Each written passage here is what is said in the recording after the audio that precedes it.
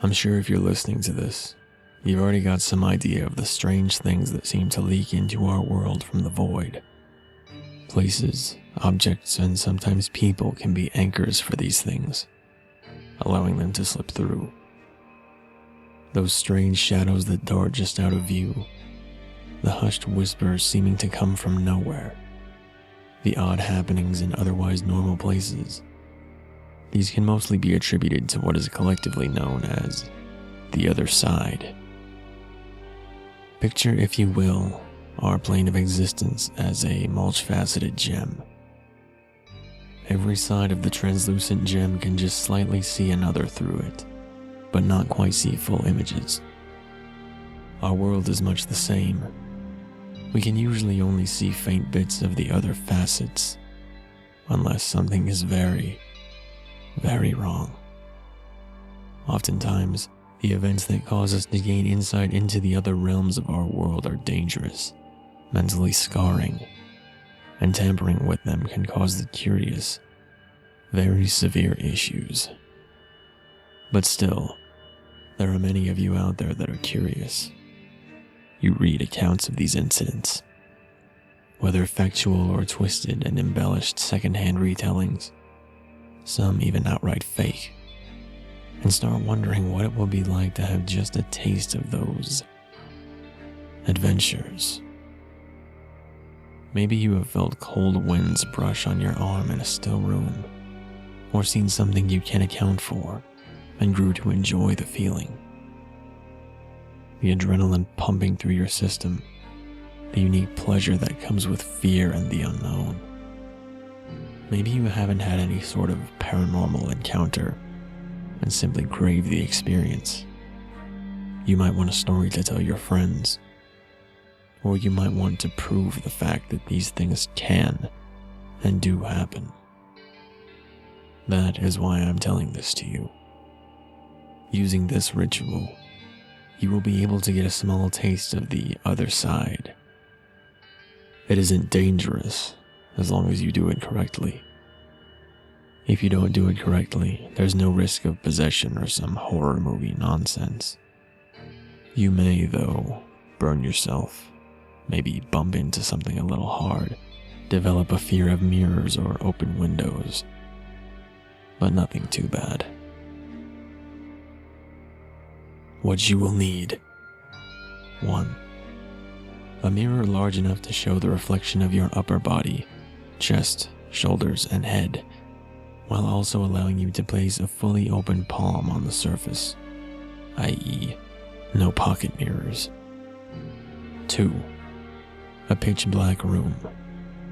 This can be your bedroom if all the lights are out. Yes, even those from chargers and cell phones and the status lights on computers. No light other than that of the next item. 3. A candle large enough to faintly illuminate the mirror in an otherwise dark room. You want to just be able to see yourself. You will also want it large enough to last up to an hour without going out. Those tall religious candles you tend to find at dollar stores should be enough. 4. An alarm of some sort. You'll want to wake up at an optimal time. 5. Somewhere comfortable to sleep for a few hours. Preparation. First, you're going to want to make sure you have a large enough mirror. If it's not big enough to reflect the requirements at a full 1-to-1 scale, you're not going to have proper results. It won't cause any problems, but it won't work correctly either. Make sure the room you're going to be doing the ritual in is pitch black. I cannot stress this enough. You need to make sure the only light in the room will be the candle you use. Cover slits under doors, cover windows, turn off lights. Leave your cell phones and illuminated watches in another room. Just as with the mirror, You won't get some too spooky for me curse or something if you ignore this. You will just not get results. To make your experience a little easier, make sure you have something to set the candle on. This can be a chair or a stand or even the side of the bathtub. When doing the ritual, you will be facing the mirror. You do not want to see the flame of the candle. You want to have that hidden behind your body. It needs to be raised enough to dimly illuminate the mirror. You want to be able to just make out details. As I keep repeating, you mess up here and it won't harm you. It'll just waste your time. Make sure you get a few hours sleep. You want about 2 hours or so. Make sure your alarm is nice and loud to wake you up. Being in a just awoken state is what allows you to perceive many of these paranormal events. It'll help here as well. You can, though, do it on a full night's sleep or in the middle of the day. A side note, if you're going to half-ass any of this, don't even bother doing it. You're just going to waste your time and feel like an idiot when you don't get results. What to do? Wake up and enter the room you're doing the ritual in. For simplicity, I'll just be saying bathroom from now on. Once inside, make sure the bathroom is pitch black.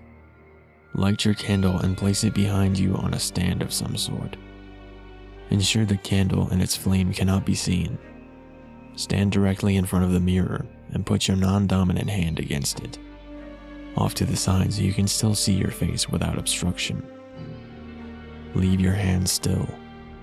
Don't press too hard, but make sure your palm and fingers are laying flat. Stare into your own eyes. Alternatively, if you have problems keeping eye contact for whatever reason, stare at the point on your nose directly between your eyes. Keep focus here as long as possible. Once you've got that down, you'll alter your breathing. Take in a deep, full breath and hold it for several seconds, as long as you can. Exhale slowly, then take another deep breath. Repeat this as long as you need for it to feel natural, or you can do it without thinking about it. Continue staring into the mirror with your palm on it. Eventually, one or more of several different things will happen, depending on conditions, how well you followed instructions, and how attuned you are to such things. The possible results are as follows. 1. You may start feeling the glass under your palm crawl and squirm, possibly even buzz and vibrate. It might feel like putting your hand on a low bass amp, or it could feel like sticking your palm in a pit of insects. 2. You may start noticing distortions in your own face. Many people claim to see family members who have passed, but others tend to see alterations on their own faces, from animalistic to demonic. 3. You may hear voices, whispers, odd sounds, often mechanical in nature, or in some cases, music. The volume of these sounds varies from account to account. 4. In extreme cases, some people claim to have seen their scenery change. This could be subtle changes from the wall colors to not even being inside any longer. People have also claimed to see others in the reflection besides themselves. Again, these are extreme cases and tend to happen to those who keep focused for long periods. Ending the ritual. Return to your normal breathing and close your eyes for a moment. Open them and turn on a light. Put out the candle, and that's it. Simple as pie. Depending on your experience, you may feel uneasy around reflective surfaces. You may want to avoid and/or cover them for the next few days. Nothing's going to get you, unless you're already in an endangered location, but it might comfort you. Your experience may vary from the above results, and it probably will be different each time you do this.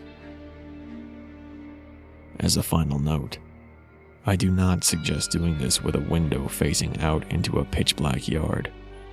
I do not suggest doing this with a glass door facing a pitch-black area. Mirrors are safe. They just let you and them look back and forth. Doors and windows are a different story. They let things in. And just keep in mind that while you're trying to get a glimpse of these things, they may be trying to get a good look at you too.